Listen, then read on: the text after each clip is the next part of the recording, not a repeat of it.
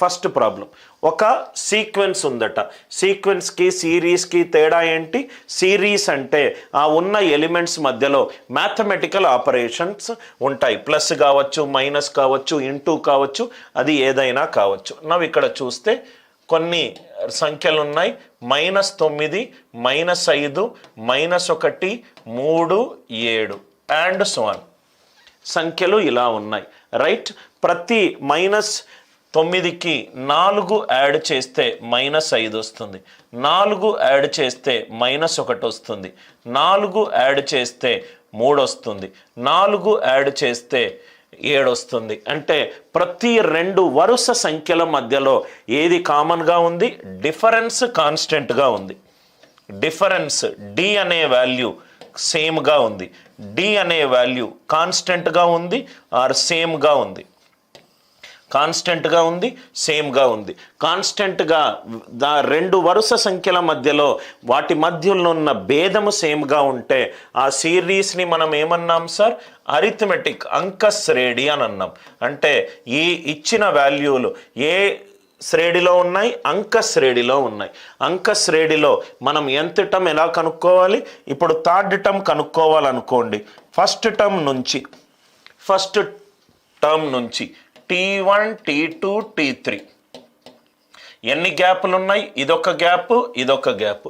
T1 నుంచి ఇంకా extra 2 గ్యాపులు వెళ్తే గ్యాప్ వాల్యూ ఎంత? 2D. నాకేమొస్తుంది? T3 వస్తుంది. అదే నేను TNకి వెళ్ళాలి. T1 నుంచి TNకి వెళ్ళాలి. Nకి వెళ్ళాలి అని అంటే ఎన్ని గ్యాప్స్ ఉన్నాయి? N-1 గ్యాప్స్ ఉన్నాయి. గ్యాప్ వాల్యూ ఎంత?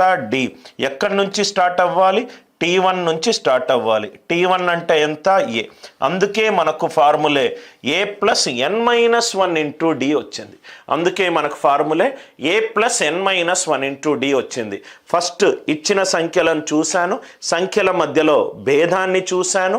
భేదము అన్ని 2 వరుస సంఖ్యలో భేదము సేమ్గా ఉంది. భేదము సేమ్గా ఉంది కాబట్టి దాన్ని నేను అంక శ్రేణి అని అన్నాను. క్వశ్చన్లో nth టర్మ్ అడిగాడు. nth టర్మ్ ఎలా కనుక్కుంటాను? ఫస్ట్ నేను స్టార్ట్ అయ్యే వాల్యూ ఏంటి? ఏ, అది మొదటి టర్మ్. T3కి వెళ్ళాలి అని అంటే 2 గ్యాపులు దాటాలి. ప్రతి గ్యాప్ యొక్క వాల్యూ 2D. 2Dని ఏ తోటి యాడ్ చేయాలి. T3 అయితే A + 2D వస్తుంది. అదే n వరకు వెళ్ళాలనుకోండి, మొత్తము n-1 గ్యాపులు దాటాలి. ప్రతి గ్యాప్ వాల్యూ D అంటే n-1 × D. n-1 × D. ఎక్కడి నుంచి స్టార్ట్ అవ్వాలి? ఏ నుంచి స్టార్ట్ అవ్వాలి. కాబట్టి వాల్యూ ఏమవుతుంది? A + n-1 × D. A + n-1 × D. అందరికీ క్లియర్గా అర్థమైంది కదా sir? First question. Second question ఇది చూడండి సార్. మొదటి వాల్యూ ఇచ్చాడు. T1 వాల్యూ ఇచ్చాడు. ఎంత ఇచ్చాడు? 5 ఇచ్చాడు. ఈ క్వశ్చన్లు కూడా మీకు రైట్ చాలా హై ఫ్రీక్వెన్సీ ఎగ్జామ్లో వచ్చే క్వశ్చన్లు సార్. మళ్ళీ 6th టర్మ్ ఇచ్చాడు. 6వ టర్మ్ వాల్యూ ఇచ్చాడు. ఎంత ఇచ్చాడు? 40 ఇచ్చాడు. నాకు ఎంత వాల్యూ కావాలి? T717 వాల్యూ కావాలి. 717 వాల్యూ కావాలి. T1 ఇచ్చాడు. ఇక్కడ క్వశ్చన్లో రైట్ అరిథమెటిక్ సీక్వెన్స్ అంటే ఈ సిరీస్ అంక శ్రేణిలో ఉంది అని అతను చెప్తున్నాడు. సిరీస్ ఏమో అంక శ్రేణిలో ఉంది. మొదటి వాల్యూ ఏమో 5 అన్నాడు. 6వ వాల్యూ ఏమో 40 అన్నాడు. 717వ వాల్యూ ఎంతనో కనుక్కోమన్నాడు. లాజికల్గా సాల్వ్ చేద్దాం. T1 నుంచి T6 ఎన్ని గ్యాపులు ఉంటాయి? 5 గ్యాపులు ఉంటాయి. ఈ 5 గ్యాపుల వల్ల 5 కాస్త 40 అయింది. అంటే ఎంత పెరిగింది? 35 పెరిగింది. అంటే ప్రతి గ్యాప్ వాల్యూ ఎంత పెరిగింది? 7 పెరిగింది. ప్రతి గ్యాప్ వల్ల గ్యాప్ వాల్యూ ఎంత? 7. నేను 1 నుంచి 717కి వెళ్ళాలి. అంటే ఎన్ని గ్యాపులు ఉన్నాయి? 716 గ్యాపులు ఉన్నాయి. ప్రతి గ్యాప్ వాల్యూ ఎంత? రైట్ 7.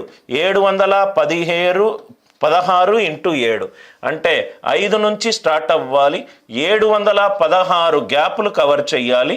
ప్రతి గ్యాప్ వాల్యూ 7. ఆన్సర్ ఎంత? 5 + 7 16 × 7.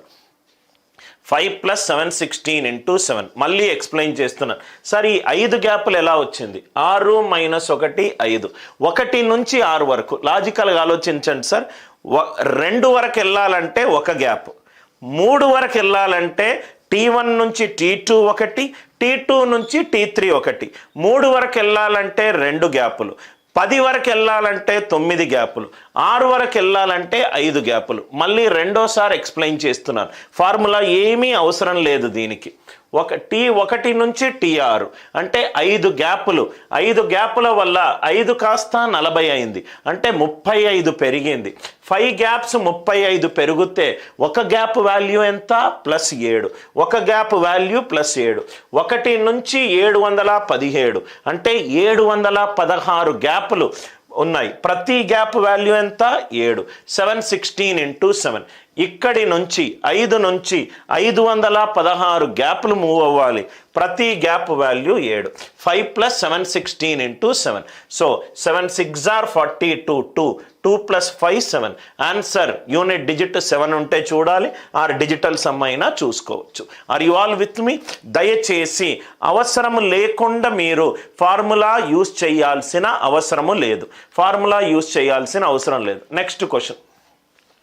ఆల్జీబ్రాలో ఏంటంటే ఇంగ్లీష్ తోటి సంబంధం లేదు సార్, క్వశ్చన్ అర్థమవుతే చాలు. ఒక సిరీస్ ఇచ్చాడు 6, 13, 20 and so on up to 636. ఇది సిరీస్.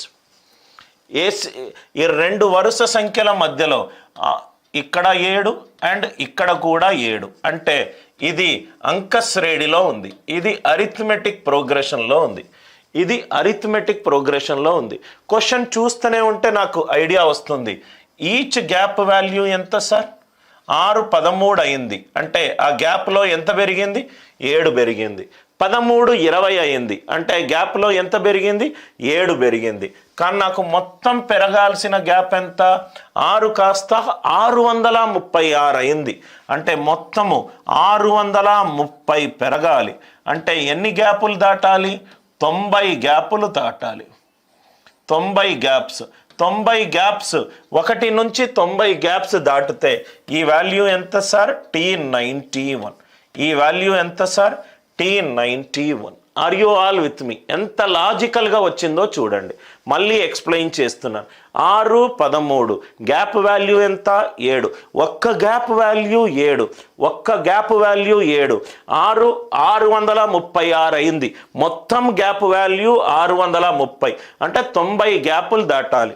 ఇప్పుడు 2 గ్యాపులు దాటామనుకోండి, 2 గ్యాపులు దాటితే ఇది T1, ఇది T2, ఇది T3. 2 గ్యాపులు దాటితే T3 వచ్చింది. 3 గ్యాపులు దాటితే నాకు ఎంత వచ్చింది? T4 వచ్చింది. 90 గ్యాపులు దాటితే నాకు ఎంత వస్తుంది? 91 వస్తుంది. మొత్తము జీపీ కూడా ఇలానే చేద్దాం. సెకండ్ ప్రాబ్లం అందరికీ పర్ఫెక్ట్గా క్లియర్గా అర్థమైంది అనుకుంటా. నెక్స్ట్ 7th టర్మ్, అది అరిథమెటిక్ ప్రోగ్రెషన్ అని ఇచ్చాడు. T7 ఎంత ఇచ్చాడు? 40. సమ్ ఆఫ్ 13 టర్మ్స్ అడిగాడు. 13 టర్మ్లను కూడితే వచ్చే వాల్యూ ఎంత అన్నాడు. అది ఏ శ్రేణిలో ఉంది? అంక శ్రేణిలో ఉంది. ఇది ఏ శ్రేణిలో ఉంది? అంక శ్రేణిలో ఉంది. అంక శ్రేణిలో అంక మధ్యమము ఎప్పుడూ కూడా అరిథమెటిక్ మీన్ ఆర్ సగటు ఎప్పుడూ కూడా మధ్యస్థానము. 13 టర్మ్స్ అంటే 6 టర్మ్స్ లెఫ్ట్ సైడ్ ఉంటాయి, 6 టర్మ్స్ రైట్ సైడ్ ఉంటాయి.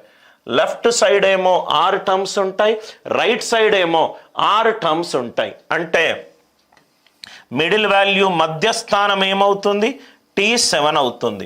మధ్యస్థానాన్ని మనము ఏమంటాము? అంక మధ్యమము అనొచ్చు, ఆర్ సగటు అనొచ్చు. సగటుకి డెఫినేషన్ ఏంటి? ఏవైతే వాల్యూలు ఉన్నాయో వాటన్నిటినీ కూడదాము, divided by number of quantities. Average is SN/N. ఎంత ఇచ్చాడు? మొత్తము టర్మ్స్ 13 టర్మ్స్ ఇచ్చాడు, డివైడెడ్ బై 13. ఇది అంక మధ్యమం ఎంత? 40. 40 × 13 is equivalent to S13. 13 × 40. Answer ఎంత సార్? 520. ఆన్సర్ ఎంత? 520. క్వశ్చన్ చూడంగానే మనకు లాజిక్ అర్థం అవ్వాలి.